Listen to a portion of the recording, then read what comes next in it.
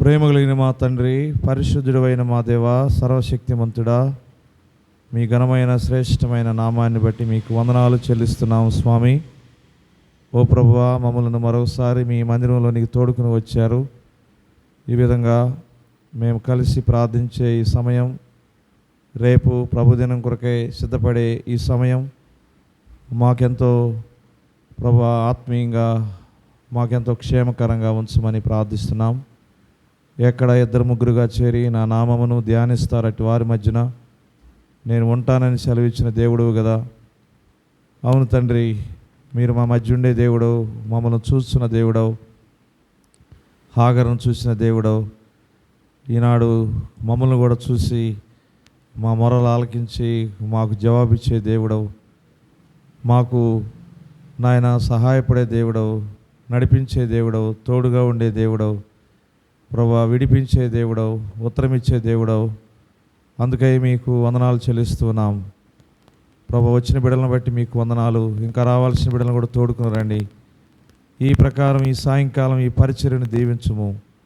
పాడే పాటలో కొన్ని నిమిషముల వాక్యము కలిసి మేము ప్రార్థించే ఈ సమయము ఇదంతా కూడా మాకెంతో దీవెనకరంగా ఉంచమని, మైకును కరెంటు కూడా మీ స్వాధీనంలో ఉంచము. ఏలుపడి శబ్దాలను దూరపరచము దేవా. ఎక్కడైతే మీ బిడ్డలు ఇలాంటి సిద్ధపాటు కుడికిలు కలిగి ఉంటున్నారో వారి వారి స్థానిక సంఘాల్లో వారికి సహాయపడుతురండి. ఇక్కడ కూడా మీ సన్నిధిని మాతో ఉంచండి నాయన. మీ నడిపింపును మాకు ధారాళంగా అనుగ్రహించము దేవా. మేలు కొరకై మమ్మల్ని జ్ఞాపకం చేసుకున్నామని మీకే మహిమా ఘనతా స్తుతి ప్రభావాలు ఆరోపిస్తూ యేసు ప్రభు దివ్య నామములో ప్రార్థన చేయుచున్నాము తండ్రి, ఆమేన్.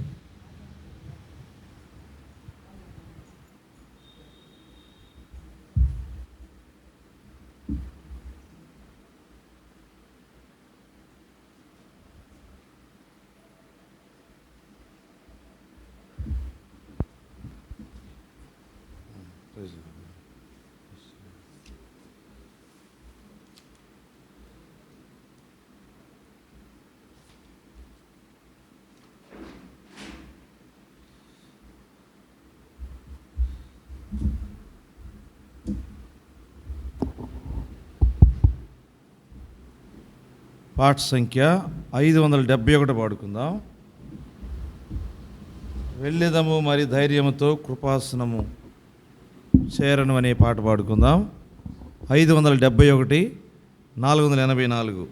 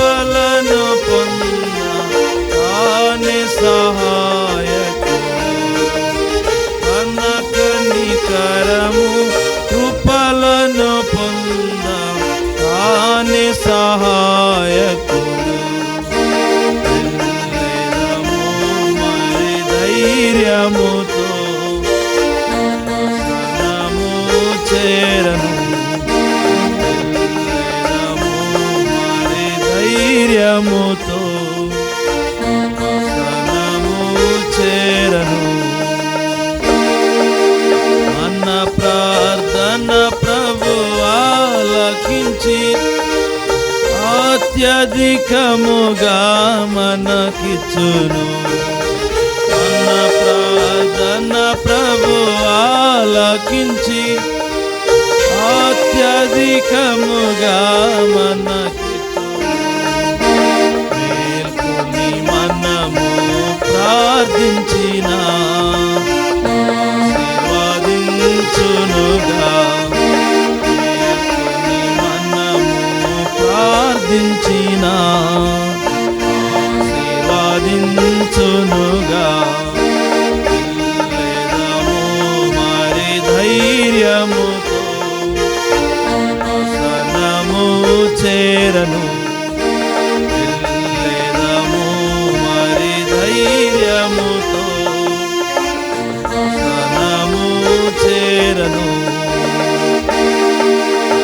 ఆత్మలనెల్లా ప్రభు రక్షించి తన మందిరమునకు తెచ్చి ఆత్మలనెల్లా ప్రభు రక్షించి తన మందిరమునకు తెచ్చి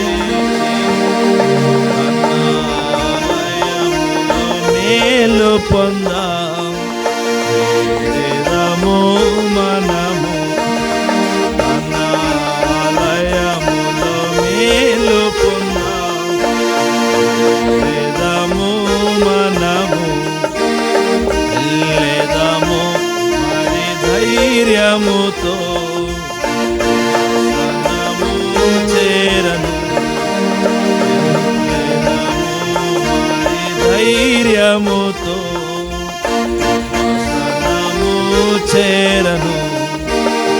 అందరికీ రక్షణ కలుగా రాజులకు అధికారులలో అందరికీ రక్షణ కలుగా రాజులకు అధికారులలో సర్వలోకులలో జీవముకై వేదము ప్రభుని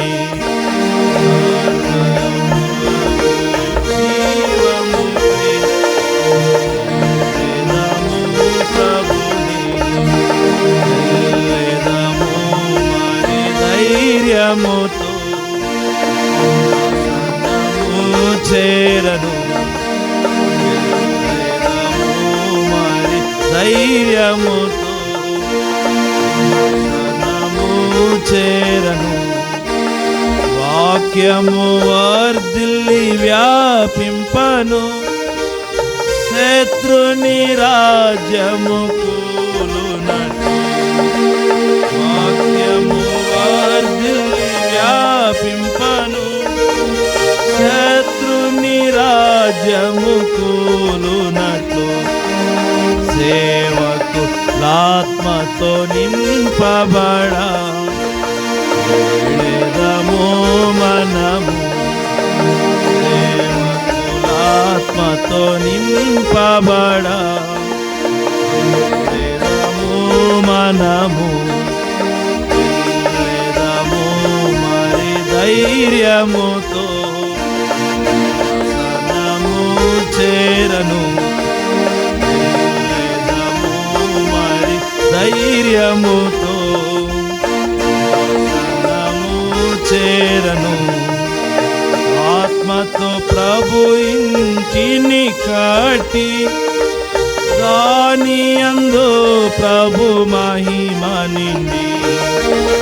ఆత్మతో ప్రభు ఇంటిని కట్టి దాని యందు ప్రభు మహిమ నిండి. తన ఘనత వర్ధిల్లునట్లు వేడెదమాయనను. తన ఘనత వర్ధిల్లునట్లు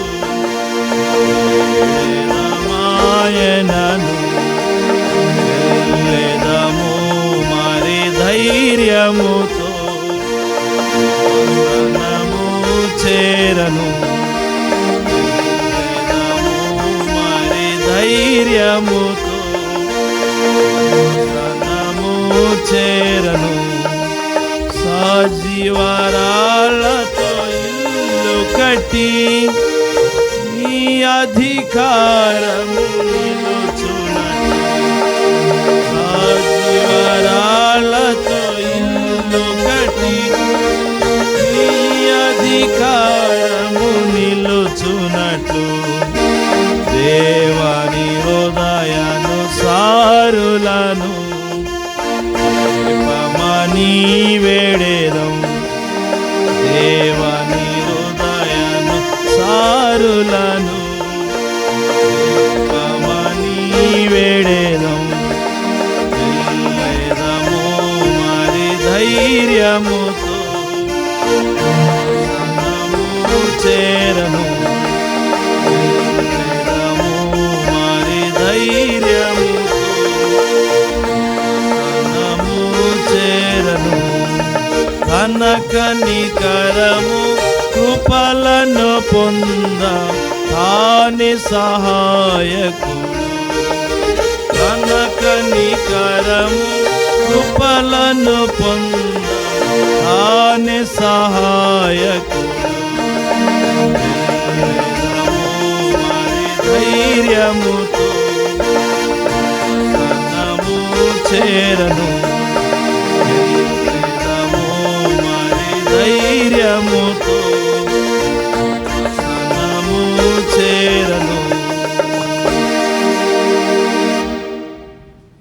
మరొక పాట కూడా పాడుకుందాం.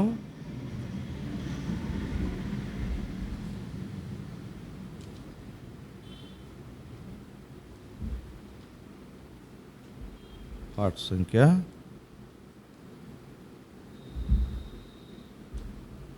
553 కూడా పాడుకుందాం. నీవు ఆత్మయుద్ధములో జయమందుము. 553, 466.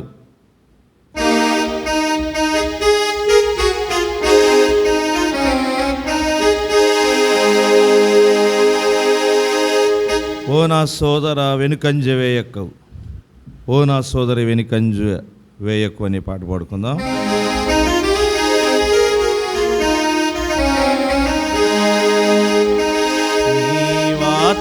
ఆత్మయుద్ధములో జయముందుము, నీవాత్మయుద్ధములో జయముందుము. ఓ నా సోదర వెనుకంజ వేయకు, ఓ నా సోదరి వెనుకంజ వేయకు. నీవాత్మయుద్ధములో జయముందుము, నీవాత్మ యుద్ధములో జయముందుము. ఓ నా సోదర వెనుకంజ వేయకు, ఓ నా సోదరి వెనుకంజ వేయకు. స్వామి యేసు తన సిలువను మోసి, స్వామి యేసు సిలువను మోసి సైతాను రాజ్యము పూర్తిగా జయించే, సైతాను రాజ్యము పూర్తిగా జయించే. నీవు నీ యేసుని వెంబడి వెళ్ళుమా, నీవును యేసుని వెంబడి వెళ్ళుమా.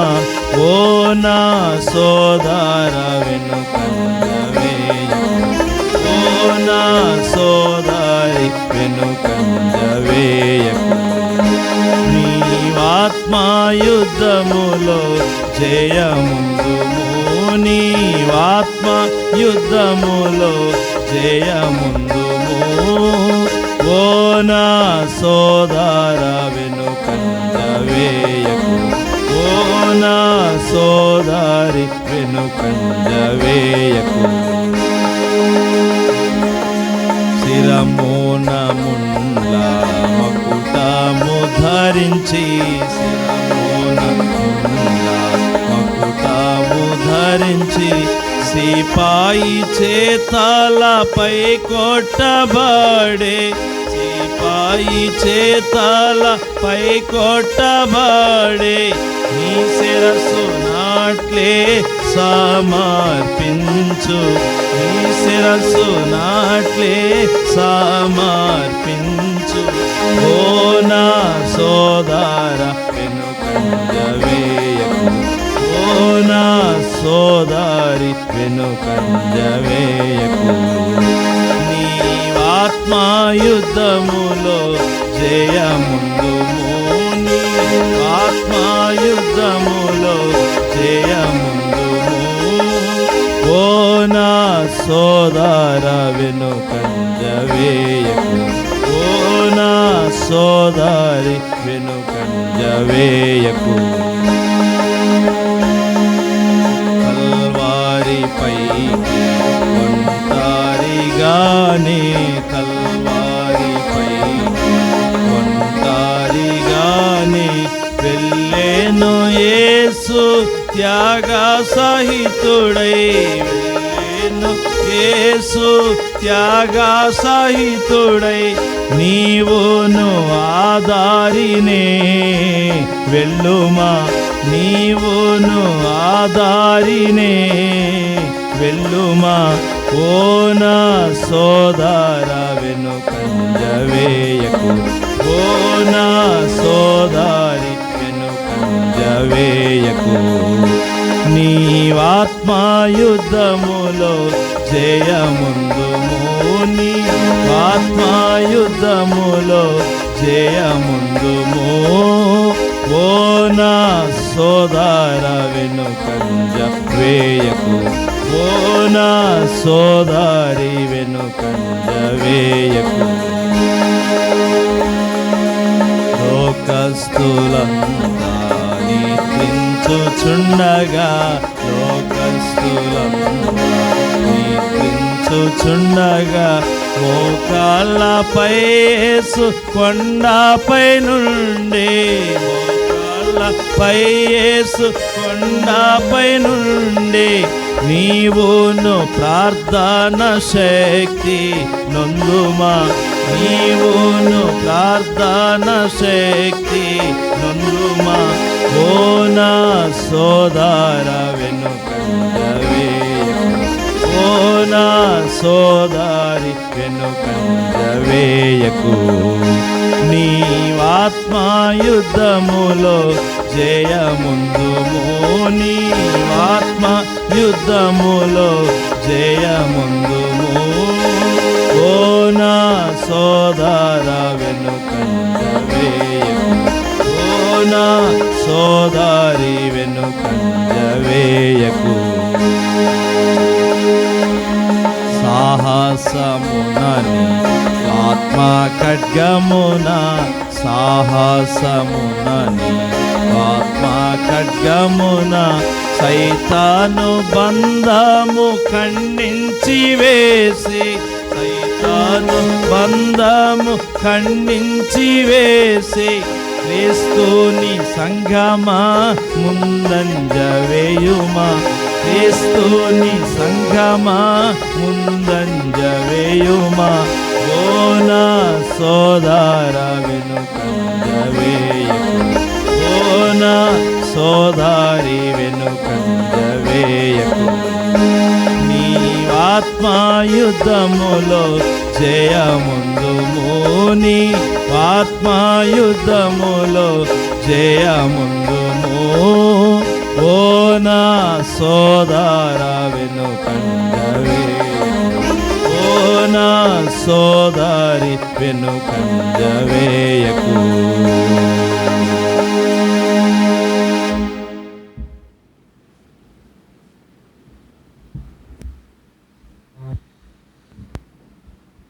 తిరిగి మనం ఈ సమయంలో ప్రార్థనా సహాయం కొరకై సిద్ధబాటు కూడికొచ్చిన మనము కొన్ని నిమిషాలు దేవుని యొక్క వాక్యాన్ని వింటాం. ఈ సమయం కొరకై అపోస్తుల కార్యములు 12వ అధ్యాయము దయచేసి 5వ వచనాన్ని చదువుకుందాం. 5వ వచనాన్ని మనం ఈ సమయంలో చదువుకుంటాం. అందరూ కూడా ఈ వచనాన్ని చదవండి. పేజీ నెంబరు 114, అపోస్తుల కార్యములు 12వ అధ్యాయం 5వ వచనం. పేతురు చెరసాలలో ఉంచబడెను. సంఘమైతే అతని కొరకు అత్యాశతో దేవునికి ప్రార్థన చేయుచుండెను. అలాగనే మరొక మాట కూడా చదువుదాం. 122వ కీర్తన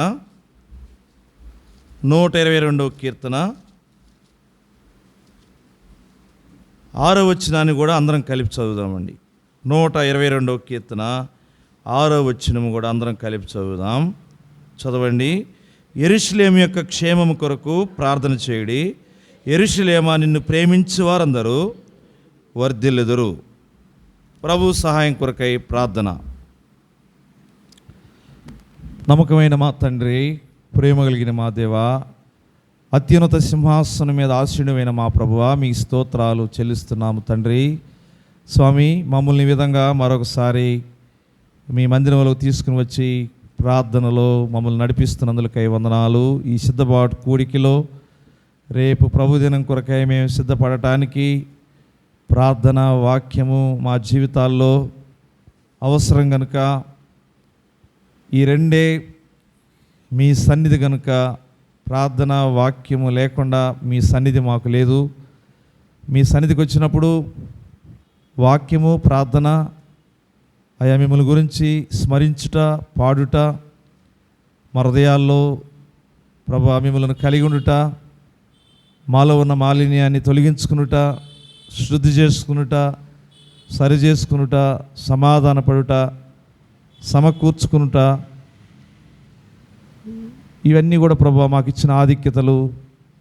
ఇలా మేము ఆత్మీయంగా సాగిపోవుట, ఇవన్నీ కూడా మా జీవితంలో ఆత్మీయ విలువలు.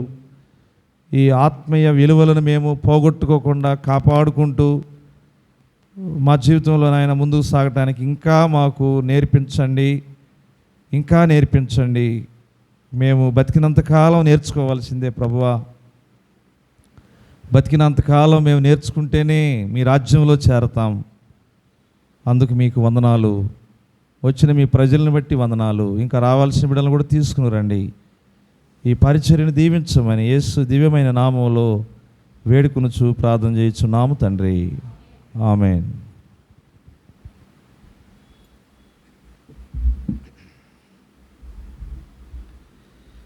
చదవబడినటువంటి ఈ వాక్య భాగం మనం గమనించినప్పుడు అపోస్తలుల కాలంలో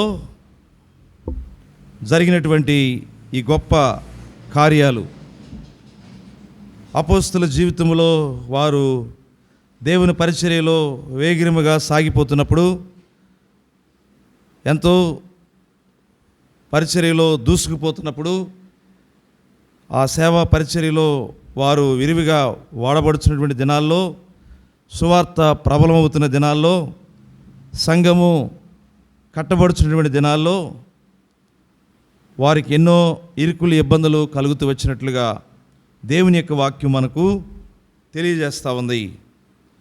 అందుకని ఇక్కడ ఆ కాలంలో రాజు అయిన హేరోదు సంఘపు వారిలో కొందరిని బాధ పెడతా వచ్చాడు, బలాత్కారంగా పట్టుకుంటూ వచ్చాడు.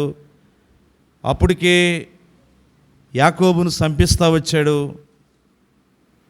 యోహాను సహోదరుడైన యాకోబును ఖడ్గంతో సంపించేశాడు. ఆ తర్వాత మళ్ళీ పేతురుని కూడా చెరసాల వేయించాడు. ఈ విధంగా సంఘ పరిచర్యను ఆటంకపరుస్తూ, అభ్యంతరపరుస్తూ, అడ్డుకుంటూ దేవుని పనిని ఈ విధంగా ఆపాలనుకున్నటువంటి హేరోదు ఇక్కడ మనకు కనబడుతున్నాడు. అదే సమయంలో కట్టబడుచున్నటువంటి సంఘం ఎంతో తీవ్రంగా దేవుని సన్నిధిలో మొరపెట్టడం ఈ భాగంలో మనకు కనబడతా ఉంది. ఎన్నిసార్లు ఈ భాగాన్ని మనం చదివినప్పటికీ ఎన్నో ఆత్మీయ పాఠాలు మనకు వస్తూనే ఉంటాయి. ఎందుకంటే దేవుని యొక్క వాక్యము మనకు ఎడతెగక ఎన్నో పాఠాలను నేర్పేదిగా ఉంది. అవి నేర్చుకోవటానికి, అవలంబించడానికి మనం సిద్ధంగా ఉండాలి. ఇది ఎడతెగక జరిగేటువంటి ప్రక్రియ. ఈ కార్యక్రమము, ఈ నిర్వహణ మన ఆత్మీయ జీవితంలో మనల్ని ఎల్లప్పుడూ పిల్లరా పురికొల్పేది, ప్రోత్సాహపరిచేది, మనల్ని ఎంకరేజ్ చేసేది కానీ డిస్కరేజ్ చేసేది కాదు. అంటే మన జీవితంలో ఇటువంటి అభ్యంతరాలు, ఆటంకాలు, కష్టములు, నష్టములు, ఎదిరింపులు, పోరాటాలు మన జీవితంలో వస్తాయని బైబిల్ మనకు తెలియజేస్తూ ఉంది. అందుకే పేతురు చెరసాల్లో ఉంచబడ్డాడు. ఈనాడు మనకు కూడా ఏదో ఒక చెరసాల ఉంటుంది. ప్రతి వ్యక్తికి, ప్రతి సంఘానికి ఒక చెరసాల ఉంటుంది. ప్రతి కుటుంబానికి ఒక చెరసాల ఉంటుంది. ప్రతి వ్యక్తికి ఒక చెరసాల ఉంటుంది. ఈరోజు చెరసాలంటే మన భాషలో ఏంటది? శ్రమలు కదండి, శ్రమలు. ఇప్పుడు ఎవరైనా తీసుకెళ్ళి అరెస్ట్ చేసి పెట్టేటువంటి స్థలాలను ఏమంటారు? ఇప్పుడు చెరసాలు అంటారు. ఇప్పుడు ఏమంటారమ్మా? జైలు అంటారు. ఆ రోజుల్లో చెరసాలు అనే మాట వాడారు. ఇప్పుడు నన్ను చెరసాలు వేశారు అని అంటారు ఎవరన్నా. నేను అది చేశాను అనుకోండి, నన్ను మార్కాన్ని తీసుకెళ్ళి చెరసాలు వేశారని అంటారా? ఎక్కడ పెట్టారంటారు? జైల్లో పెట్టారంటారు. ఏ బ్రదరు, అంతేరా? ఇప్పుడు సహోదరుడు ఒక చెరసాల్లో ఉన్నాడు, ఒక చెరసాల్లో పాపం. ఆయన కూడా ఒక జైలు అనుభవంలో ఉన్నాడు. ఆ బంధకాలు ఇంక తెగట్లా. మళ్ళీ పోస్ట్ పోన్ చేశారు. మళ్ళీ 20వ తారీఖు పోస్ట్ పోన్ చేశారు, వాయిదా వేశారు. ఇలా చూడండి, ఈ వాయిదాలు వేస్తేనే మంచిదా? చూడు అన్న, పెద్ద వయసులో చెప్తున్నాడు అన్న, వాయిదాలు వేస్తేనే మంచిదంట కొట్టేయడానికి. అందువలన ఇప్పుడు బ్రదర్ ఎప్పుడెప్పుడు విడుదల పొందాలని ఈ చెరసాల నుంచి, ఈ జైలు నుంచి, ఈ చిక్కు నుంచి, ఈ బంధకం నుంచి, ఈ సంఖ్యల నుంచి ఆయన అనుకుంటున్నారు. కానీ ఆ సంఖ్యలు వదులుతున్నాయా? వదలట్లా. చూడండి, సంఖ్యలు ఎంత కఠినమైనవో, ఎంత కఠోరమైనవో, ఎంత భయంకరమైనవో, ఎంత మొండివో. ప్రియులారా, నా జీవితంలో కూడా ఈ లోకంలో మనకు ఉన్నటువంటి ఈ బంధకాలు, ఈ చెరసాల అనుభవాలు, ఇవి కూడా ఎంతో కఠోరమైనవి, ఇవి కూడా ఎంతో మొండివి. అంటాం కదా, అతడు చాలా మొండోడు, ఆమె చాలా మొండిది. ఆ పదాలు మనం అప్పుడప్పుడు వింటూ ఉంటాం. ఆయన చాలా మొండోడండి. పిల్లరా, ఒకవేళ నేనే మొండోడిని కావచ్చు. అంటే చెరసాల కూడా అట్లాంటిదే. చెరసాల సులువైందండి? మొండిదే సులువైందా? చెప్పండి.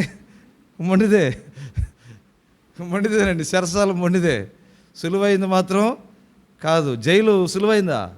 జైలు మొండిదే. జైలు చాలా బంధకం, అది కఠినమైంది, కఠోరమైంది, అది చాలా స్ట్రాంగ్ అయింది. అంటే మనల్ని విడిపించలేంది.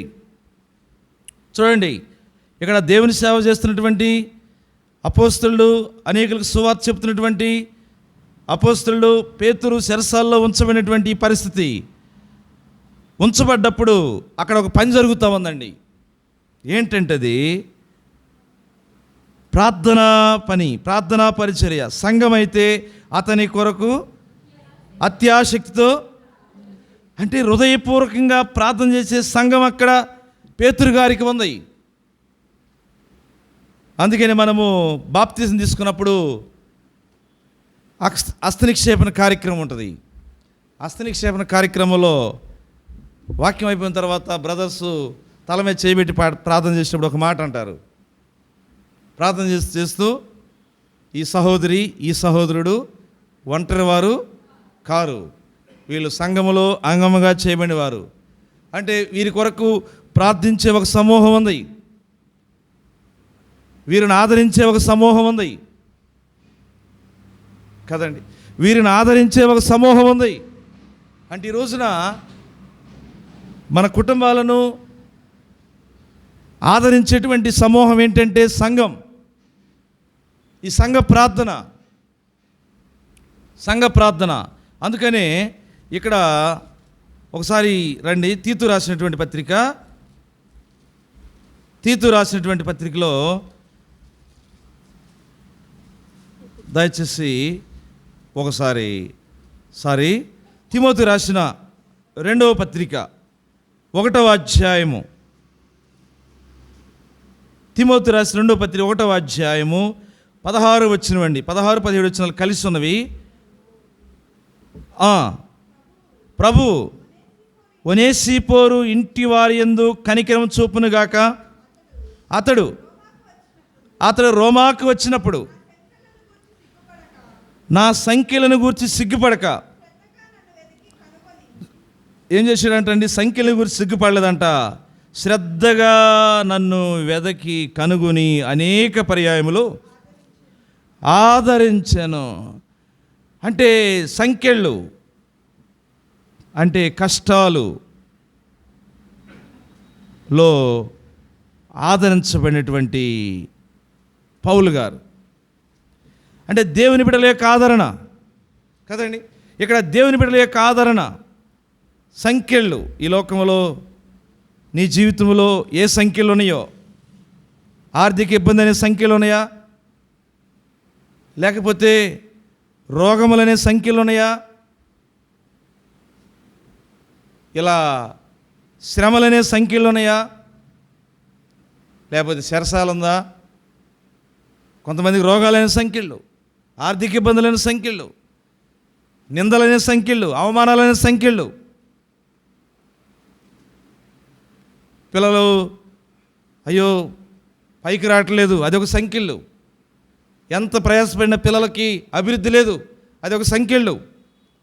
ఉద్యోగాలు రావట్లేదు, సంఖ్యలు. ప్రమోషన్ రావట్లేదు, సంఖ్యలు. ఇబ్బందులు తీరట్లేదు, సంఖ్యలు. వివాహాలు అవ్వట్లేదు, సంఖ్యలు. సంతానం కలగట్లేదు, సంఖ్యలు కదండి. ఇవన్నీ కూడా జీవితంలో, మానవ జీవితంలో ఉండేటువంటి సంఖ్యలు. ఇదిగో ఈ కోర్టు కేసు కొట్టివేయబట్టలేదు, సంఖ్యలు. ఇదిగో ఈ సమస్య పోవట్లేదు, సంఖ్యలు. సమాధానం రావట్లేదు, సంఖ్యలు. పిల్లరా, ఈ భూమి మీద కుటుంబాల్లో కలిసి ఉండలేకపోతున్నాం. భార్యాభర్తల మధ్య సమాధానం రావట్లేదు, సంఖ్యలు. ఐక్యత రావట్లేదు, సంఖ్యలు. ఇలాగ ఎన్నెన్నో సంఖ్యలు మన జీవితంలో, ఈ మానవ మనుగుల్లో, ఈ మానవ జీవితంలో ఉన్నాయి ప్రియులారా. వీటితో మానవుడు కొట్టిమిట్టాడుతా ఉన్నాడు, ప్రయాసపడతా ఉన్నాడు, బాధపడతా ఉన్నాడు. చూడండి, ఇక్కడ చెరసాల అనే సంఖ్యలు పేతురుకి ఉన్నాయి. చెరసాలలో వేయబడ్డాడు. హేరోదు నిర్దాక్ష్యంగా పట్టుకుని చెరసాలలో వేయించాడు. అయితే అక్కడ ఒక పని జరుగుతూ ఉంది, అదే ప్రార్థించే పని. సంఘం అక్కడ అత్యాశక్తితో దేవునికి ప్రార్థన చేస్తూ వస్తుందంటండి. ప్రార్థన చేస్తూ వస్తున్నప్పుడు అక్కడ చూడండి దయచేసి, ప్రార్థన చేస్తూ వస్తున్న సంఘము. హేరోదు అతన్ని ఎలుపలకు తీసుకుని రావాలి ఉన్నాడు. అంటే హేరోదు అంట ఎలుపలకు తీసుకురావాలి ఉన్నాడంట అండి మళ్ళీ కదా. ఎలుపలకు తీసుకొచ్చి ఏం చేస్తాడో మరి. కానీ అక్కడ ఏం జరుగుతూ ఉందండి?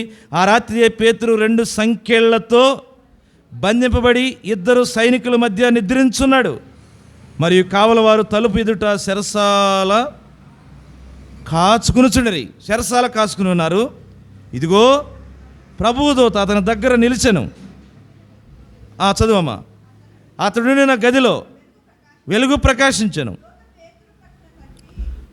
దూత ఏం చేసిందంటండి? పేతురు ప్రక్కను తట్టి త్వరగా లెమ్మని చెప్పి అతను లేపగా సంఖ్యలు అతని చేతుల నుండి ఊడిపడెను. ప్రియులారా, ఈ సంఖ్యలు ఊడిపడటానికి ఇక్కడ ఒక బలమైన పని జరుగుతూ ఉంది. సంఘం ఏం చేస్తూ ఉందంటండి? అతని కొరకు అత్యాశక్తితో ప్రార్థన చేస్తూ ఉందంటండి. ఈ సంగతి హేరోదుకి తెలియదు. తెలిసినా ఏముందలే, వాళ్ళు అక్కడ కూర్చుని ఏదో భజన చేస్తారు, ఏదో ప్రార్థన చేసుకుంటారు. వాళ్ళ వల్ల ఏమైంది?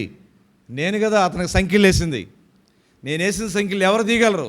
ఆ దేవుడు దిగి వచ్చినా, కొంతమంది అంటారు కదా, ఏమంటారు? ఆ దేవుడు దిగి వచ్చినా వాడిని నిడిపించలేరు అంటారు కదండి. నీ దిక్కున్నవాడు చెప్పుకో, ఎవరికైనా చెప్పుకో. నువ్వు బ్రహ్మదేవుడి దిగి వచ్చినా అంటారనరా, బ్రహ్మదేవుడి దిగి వచ్చినా విడిపించలేరు, నిన్ను తప్పించలేరు, నీకు మూడిద్ది అని అంటారు కదండి. అంటే లోకంలో అలాగ మాట్లాడే వాళ్ళు ఉన్నారు, లోకంలో అలాగ వ్యవహరించే వాళ్ళు ఉన్నారు, అలా వ్యవహరించే వాళ్ళు ఉన్నారు ప్రియులారా. కానీ బైబిల్ ఏం చెప్తుంది తెలుసండి? రాజు యొక్క హృదయం దేవుని చేతిలో నీటి కాలం వంటిదంటండి. సామెత గ్రంథంలో రాయబడింది ప్రియులారా. రాజు యొక్క హృదయం దేవుని చేతిలో నీటి కాలం వంటిది. అతడు ఎంతటి రాజు అయినా, అతడు డిఎస్పి అయినా, లేకపోతే డీసీపీ అయినా కదండి, ఇంకెవరైనా కూడా కదా, ఇంకెవరైనా కూడా ప్రియులారా, దేవుడు తెలుసుకుంటే అక్కడ విడిపిస్తాడండి. ఇక్కడ సంఘం అత్యాశక్తితో చేయించినటువంటి ప్రార్థనకు దేవుని దూత, ప్రభువు దూత వెళ్ళి ప్రియులారా త్వరగా లేపి సంఖ్యలను చేతుల నుండి ఊడిపడేటట్లు చేసిందండి. అప్పుడు దూత అతనితో, నీవు నడుము కట్టుకుని చెప్పులు తొడుక్కునమనెను. అతడు అలాగ చేసిన తర్వాత దూత, నీ వస్త్రం పైన వేసుకుని నా వెంబడి రమ్మని. చూడండి ప్రియులారా, కావలవారు అలాగనే ఉన్నారు. వాళ్ళు అలాగనే మరి నిద్రపోతున్నారు. ఒకవేళ మేలుకొని ఉండొచ్చు. కానీ ఎలాగ వెళ్ళిపోయాడో పేతురు గారు అక్కడి నుంచి వాళ్ళకి తెలిసిందండి? తెలియలేదండి. ఇంకేమంటాడు అక్కడ చదువమ్మా?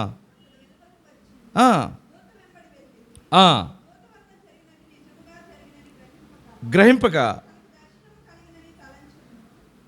పేతురు కూడా అర్థం కాలేదంటండి. ఈ దర్శనం అనుకుంటున్నాడంట. కొన్నిసార్లు మనము ఏదన్నా ఊరిలో ఉంటే ఇంకొక ఊరిలో ఉన్నట్టు కల వచ్చింది కదండి. ఇప్పుడు ఇక్కడ ఉన్నాం అనుకోండి, ఇంటి దగ్గర ఉన్నట్టు కల వచ్చింది. ఇంటి దగ్గర ఎవరితో మాట్లాడుతున్నట్టు, అమ్మతో మాట్లాడుతున్నట్టు, నాన్నతో మాట్లాడుతున్నట్టు, లేకపోతే కాలేజీలో ఫ్రెండ్స్తో మాట్లాడుతున్నట్టు కదండి, లేకపోతే కలిసి అందరు కలిసి ఒక బస్సులో వెళ్తున్నట్టు అట్లా కళలు వస్తాయి. నిజంగా మన కళ్ళు తెరిచేలా అక్కడే ఉంటాం. ఇప్పుడు పేతురు కూడా అట్లనే అనుకున్నాడు. అనుకోలేదమ్మా? అలా అనుకున్నాడండి. అంటే తనకు దర్శనము కలిగినని తలంచాడంటండి. తర్వాత మొదటి కావలవానిని, రెండవ కావలవానిని దాటి పట్నమునకు పోవు ఇనుప గవని యొద్దకు వచ్చినప్పుడు, అసలు చూడండి ప్రియుల, దాని అంతట అదే వారికి తెలుసుకుందంటండి. వారు బయలుదేరి ఒక వీధి దాటిన వెంటనే దూత అతనిని విడిచిపోయాను. దాని అంతటా అదే తెలుసుకుందంట. ఇప్పుడు మనం లిఫ్ట్ దగ్గరికి వెళ్ళగానే లిఫ్ట్ అదే అంత ఏం చేస్తుంది? మనం ఏమైనా తెరుస్తున్నాం. కొన్ని ఉన్నాయి లిఫ్ట్లు. ఇప్పుడు కొన్ని తీయాలి వేయాలి. అవి గ్రిల్స్ తీయాలి వేయాలి, లోపలికి వెళ్ళి మళ్ళీ వేసుకోవాలి, బయటికి వచ్చేటప్పుడు తీసుకోవాలి, మళ్ళీ వేయాలి. కానీ కొన్ని ఏం చేస్తున్నాయండి, అటు వెళ్ళి అటు నిలబడతాం ఆలస్యం. ఏం చేస్తున్నాయి? తెరిసిపోతున్నాయి. మన సరోజకం చూడడానికి వెళ్ళినప్పుడు అక్కడ హాస్పిటల్లో వాటందరికీ అవే తెరుచుకుంటున్నాయి. ఏమా భలే పెట్టాడు కదా. అంటే అటు తెరుచుకొని అంటండి గేట్లు. చూడండి ఏం చేసిందంట, వాటందరికీ అవే తెరుచు. మనుషులు ఎవరు అక్కడ వాటిని వాటిని ఓపెన్ చేయకుండా అవే తెరుచుకున్నాయి అంటండి. పిల్లరా చూడండి ఎంత అద్భుతం. ఈనాడు మనము లిఫ్ట్ల దగ్గర చూస్తున్నాం. కొన్ని సినిమాల్లో కూడా హీరో వెళ్తుంటే గేట్లు ఏం చేస్తాయి? గేట్లు అవే, వాటందరికీ అవే. ఒక మంత్రి వెళ్తుంటే గేట్లు అవే తెరుచుకుంటాయి. అంటే అంత టెక్నాలజీ వచ్చింది ప్రియులారా. చూడండి ఆనాడు మరి దేవుని దూత గేట్లు అవే తెరుచుకునేటట్టు చేసిందండి. అంటే దేవునికి ఆ శక్తి ఉంది. ఇప్పుడు మనం సినిమాల్లో వాటిలో గమనిస్తాం. కానీ దేవుడు ఆనాడే ఆ గేట్లు వాటంతటవే తెరుచుకునేట్లు చేశాడండి. ఎంత గొప్ప దేవుడు, ఎంత శక్తిమంతుడు, ఎంత మహోపకారి. తన బిడ్డలు చేసినటువంటి ప్రార్థనను వ్యర్థంగా పోనివ్వనటువంటి దేవుడు. ప్రార్థనకు ఉన్నటువంటి శక్తి ఎంత గొప్పదో కదండి. ఎంతో గొప్పది. అంటే వారు హృదయపూర్వకంగా ప్రార్థన చేస్తున్నారు. అయితే అంత ఆసక్తితో, అత్యాసక్తితో వారు ప్రార్థన చేస్తున్నప్పటికీ ప్రియులారా, అక్కడ పేతురు ఆ సంఘం దగ్గరికి వచ్చేటప్పటికి వాళ్ళకి తెలిసిందా? తెలవలేదండి. అక్కడ వాళ్ళు పాపం చిన్నది రొదే అనే చిన్నది పేతురు స్వరాన్ని ఆమె గుర్తుపట్టింది, కానీ ఈ సంఘం మాత్రం గుర్తుపట్టలేదండి. సంఘం మాత్రం ప్రార్థన చేసే పనిలో ఉంది, ప్రేమ బాగానే ఉంది పేతురు మీద కదండి. చాలాసార్లు ప్రేమ బాగానే ఉంటుంది మనకి సేవకుడి మీద, లేకపోతే ఇదిగో సహోదరుడి మీద, సహోదరి మీద, కుటుంబం మీద చాలా ప్రేమ ఉంటుంది, ఉండాల్సిందే. కానీ గమనం కూడా చాలా అవసరం అండి, గ్రహింపు కూడా చాలా అవసరం. ప్రార్థన చేస్తున్నాం, దేవుడు కార్యం చేస్తున్నాడా, ఫలితం వస్తుందా అనే గ్రహింపు కూడా చాలా అవసరం అండి. ప్రియులారా, ప్రార్థనలకు జవాబిచ్చే దేవుడు ఉన్నాడు కదా, ఫలితం వస్తుందా? వచ్చిద్దండి. ఇప్పుడు బ్రదరు ఎప్పుడు మళ్ళీ వాయిదా పడింది ప్రార్థన చేయండి అని బ్రదర్ ఫోన్ చేస్తూనే ఉంటాడు. అంటే ప్రార్థన మీద నమ్మకం పెట్టుకున్నాడు బాగా, ఫలితం వస్తుంది నాకు తప్పకుండా అనేటువంటి నమ్మకం కుదిరింది కాబట్టే ప్రార్థన చేయండి చేయండి చేయండి అని చెప్పి శ్రీను బ్రదరు మాటి మాటికి ఇసుగు పడకుండా ఆయన చెబుతున్నాడు కదండి. మనం కూడా ఏం చేయాలి? ఇసుగు పడకుండా ప్రార్థన చేయాలి. మనం కూడా ఇసుగు పడకుండా చేయాలి ప్రియులరా, ఇసుగు పడకుండా చేయాలి. సంఘం అత్యాశక్తితో చేస్తుంది, కానీ ఒకటి మాత్రం గుర్తించలేకపోయిందంటండి, విశ్వాసంతో వాళ్ళు ప్రార్థన చేయలేదనేటువంటి మాట ఎక్కడ అర్థమైంది మనకి? చూడండి దయచేసి ఆ మాట ఒకసారి చదవమ్మ. ఒకసారి ఇక్కడ 13 చదవండి. అతడు తలవాగిడి తలుపు తట్టుచున్నాడు. పేతురు గారు వచ్చి హృదయాన్ని ఒక చిన్నది ఆలకించుటకు వచ్చినది. ఆమె పేతురు స్వరము గుర్తుపెట్టి సంతోషము చేత తలుపు తీయక లోపలికి పరిగెత్తుకుని పోయి, పేతురు స్వరం గుర్తుపెట్టినటువంటి చిన్నది సంతోషించింది. నేను ఒక్కడనే పేతురుని చూడకూడదు, సంఘం అంతటికి తెలియజేసి అందరం వెళ్ళి స్వాగతం పలుకుదాం అనుకున్నారు కదండి. స్వాగతం పేతురు గారు, స్వాగతం, తలుపు దగ్గరికి వచ్చావు, మొత్తానికి మా ప్రార్థన నెరవేరింది అంటే ఈ చిన్నది కూడా చాలా జ్ఞానం కలిగిందండి. ఒక్కతే చూస్తే మళ్ళీ వాళ్ళు ఏమని అనుకుంటారని వెళ్ళి ఏం చేసిందండి, సంఘ బిడ్డలకు సంఘానికి చెప్పింది ప్రియులరా. ఆమె చాలా ఆలోచనతో సంఘానికి చెప్పింది ప్రియులరా. చెబితే వాళ్ళు ఏం చేశారు? సంతోషించలేకపోయారు. అక్కడ వాళ్ళకి విశ్వాసం లేదని తేలిపోయింది. అంటే విశ్వాసంతో వాళ్ళు ప్రార్థన అయితే ఎట్ట చేస్తున్నారంట, అత్యాశక్తితో చేస్తున్నారు. కానీ ఇక్కడ వాళ్ళు అన్నటువంటి మాట వింటే ఏంది ఎట్లా అన్నారు, ఏమన్నారంటండి? పిచ్చిదాని అన్నారండి. పాపం ఎవరిని? చెప్పిన అమ్మాయిని కదా, చెప్పిన అమ్మాయిని పట్టుకుని, అంటే చిన్నపిల్ల కాబట్టి సులకనగా మాట్లాడారు అనమాట. అదే పెద్దవాళ్ళు అట్లా మాట్లాడితే ఊరుకుంటారండి.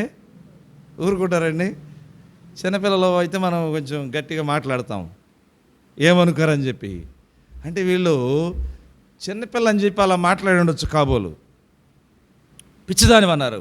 అంటే పిచ్చిదాని అన్నారంటే వాళ్ళకున్న స్వాతంత్రాన్ని బట్టి ఆ విధంగా అని ఉంటారు. అది క్రొత్త వాళ్ళు అంటామా? ఇప్పుడు క్రొత్త వాళ్ళు ఎవరైనా వచ్చి ఇదిగో మిమ్మల్ని పిలుస్తున్నారంటే పో అని అంటామా? అది ఎవరన్నా అనకండి, సరే ఏదో మాట్లాడంటాం.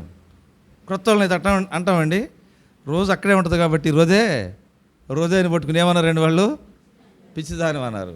చాలాసార్లు మనం రోజు ఒకసారి ఉన్నప్పుడు చులకనగా మాట్లాడేది ఉంటుంది. ఇక్కడ ఇదే జరిగింది రోజేకి. పిచ్చిదాని అన్నారు. అయితే తాను చెప్పినదే నిజమని ఆమె దృఢముగా చెప్పినప్పుడు వారు అతని దూత, రెండోసారి ఏమన్నారంటే దూత అన్నారు. ఆమె దృఢంగా చెప్తుంది, పిచ్చిదాని అన్నందుకు బాధపడలా. మనలాంటి వాళ్ళం అయితే బాధపడతాం, ఎవరనేదనంటే బాధపడతాం. నన్ను ఇట్ట అంటున్నారు, ఇదిగో నన్ను ఇట్ట మాట్లాడారు, నన్ను అవమానపరిచారు, నన్ను గాయపరిచారు. కానీ ఈ బిడ్డ మాత్రం బాధపడలేదు, ఇంకా దృఢంగా చెప్తానికి ప్రయత్నం చేసింది. అప్పటికి వాళ్ళు దూత అంటున్నారు. అయితే పేతురు మాత్రం ఇంకా ఏం చేస్తున్నాడండి? ఆయన పని ఆయన చేస్తున్నాడు. ఈ లోపల ఈ సంభాషణ జరుగుతూనే ఉంది. ఇమీడియట్గా ఆమె తీసుంటే బాగుండేది, అసలు లోపలికి వచ్చేవాడే అప్పుడు బాగుండేది. కానీ ఆమె లోపల సంభాషణ చేస్తూ ఉంది, ఈయన మాత్రం తట్టడం ఆపట్లా. మళ్ళీ ఎవరైనా వచ్చి పట్టుకెళ్తారని పేతురు భయం ఏంటంటే మళ్ళీ ఎవరైనా సిపాయిలు వస్తున్నారని వెనకాల వస్తారు కదమ్మా, వస్తారు. అది లేడు, తప్పించుకుని వెళ్ళిపోయాడు, ఎట్ట వెళ్ళిపోయాడు, మన కళ్ళు కప్పి వెళ్ళిపోయాడు, మనల్ని మాయ చేసి వెళ్ళిపోయాడు కదండి, మన కళ్ళు కప్పి వెళ్ళిపోయాడు, మనల్ని మాయ చేసి వెళ్ళిపోయాడు. కనుక ఈయనకు ఒక సంఘం ఉంది, అక్కడికి పోదాం పదండి అని వస్తారు. రారండి. ఇప్పుడు మార్క్ బదులు అక్కడ మందిరంలో ఉంటాడని చెప్పి పోలీసులు రారండి, వస్తారు. ఆ పాస్టర్ గారిని పట్టుకుందాం పదండి. ఇక్కడ లేకపోతే సీయోనికి పోయాడేమో, ఒకవేళ లేకపోతే ఇంటికి పోయాడేమో కదండి. అంటే చూడండి, అంటే వాళ్ళకి ఎప్పటికప్పుడు ఏం జరుగుతుంది, ఇన్ఫర్మేషను వెళ్తూ ఉంటుంది అనమాట. ఈయన మాత్రం తట్టే పనిలోనే ఉన్నాడు, ఆయన బాధ అయింది, అందుకని అక్కడ తడతా ఉన్నాడంట. తట్టుచున్నందున వారు తలుపు తీసి అతను చూసి విభ్రాంతి నొందారంటండి. ఆమెను స్వరమీనే సంతోషపడితే వీళ్ళు మాత్రం ఏం చేశారండి, చూసి విభ్రాంతి నొందుతున్నారు.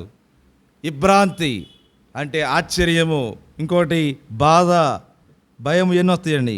అప్పుడు వెంటనే పేతురు గారు అన్నాడు, ఊరకుడునని వారికి చేసైగ చేసి ప్రభు తన చెరసాల నుండి ఎలాగూ తీసుకుని వచ్చిన వారికి వివరించి యాకోబునకును సహోదరులకును ఈ సంగతులు తెలియజేయడని చెప్పి బయలుదేరి వేరొక చోటికి వెళ్ళిపోయాడు.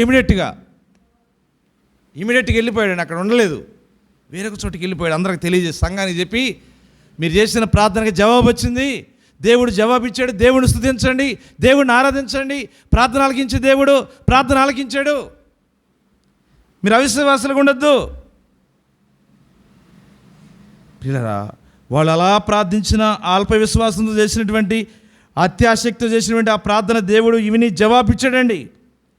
నిజదేవునికి ప్రార్థన చేసేవారందరికీ ఈ రోజున ఇదెంతో అవసరమైనటువంటిది. ఇదొక ప్రోత్సాహకరమైనటువంటి మాటలు, ఇదొక ప్రోత్సాహకరమైనటువంటి సందేశం. ప్రార్థించే సహోదరుడా సహోదరి, నీవు నేను కూడా ఈ విధంగా ప్రోత్సహించబడదుముగాక, ఈ విధంగా పురికొల్పబడదుముగాక. కొన్నిసార్లు మనము చేసే ప్రార్థన నెరవేరుద్దో లేదు అనుకుంటానే అత్యాసక్తితో చేస్తాం, కానీ దేవుడు నెరవేరుస్తాడండి. అసలు బొత్తిగా ప్రార్థన చేయకుండా ఉండటం కంటే కనీసం అల్ప విశ్వాసంతో చేసే ప్రార్థన కూడా దేవుడు నెరవేరుస్తాడంటండి. ఒక భక్తుడు చెప్పాడు, డిఎల్ మూడీ గారు, అసలు బొత్తిగా ప్రార్థన చేయకుండా ఉండటం కంటే కనీసం అల్ప విశ్వాసంతో చేసే ప్రార్థన కూడా దేవుడు నెరవేరుస్తాడు. అయితే ముందు ఆసక్తితో చేసినటువంటి ప్రార్థన, తర్వాత ఆయన వచ్చిన తర్వాత హృదయ మాటలకి వాళ్ళకి విశ్వాసంతో మాట్లాడే రెండు వాళ్ళు అల్ప విశ్వాసంతో మాట్లాడినట్లుగా మనకు అర్థమవుతుంది. కొన్నిసార్లు మన జీవితంలో ప్రార్థన చేస్తాం, తర్వాత ఇంకెందుకులే, ఏం జరిగిద్దోలే, ఏమైద్దోలే. లేదు ప్రియులరా, అంతవరకు మనం ప్రార్థన చేయాల్సిందే. మనం అది అల్ప విశ్వాసంతో, కొద్ది విశ్వాసంతో చేసిన ప్రియులరా, ఆ ప్రార్థనను దేవుడు ఆలకించి తీరుతాడండి. ఆ ప్రార్థన దేవుడు ఆలకించి తీరుస్తాడు. అందుకే ఏలియా ఆసక్తితో ప్రార్థించినప్పుడు వర్షం, విస్తారమైన వర్షం కురిసింది. ఇంకా ఆసక్తితో ప్రార్థించినప్పుడు వర్షం కూడా ఆగిపోయింది. ఎక్కడుంది ఆ మాట? యాకోబు రాసిన పత్రికలు చూడండి ఒకసారి. యాకోబు రాసిన పత్రిక దయచేసి ముగించుకుందాం. 5:17 అండి. ఏలియా మన వంటి స్వభావం గల మనుషుడేనంటండి. స్వభావం గల మనుషుడే అంటే మనలాంటివాడే. చూడండి, యాకోబు గారు రాస్తూ మన వంటి స్వభావం అంటే చదివేటువంటి నన్ను కూడా కలుపుకుని రాస్తున్నాడండి. వర్షింపకున్నట్లు అతడు ఆసక్తితో ప్రార్థన చేయగా 3.5 సంవత్సరముల వరకు భూమి మీద వర్షింపలేదు.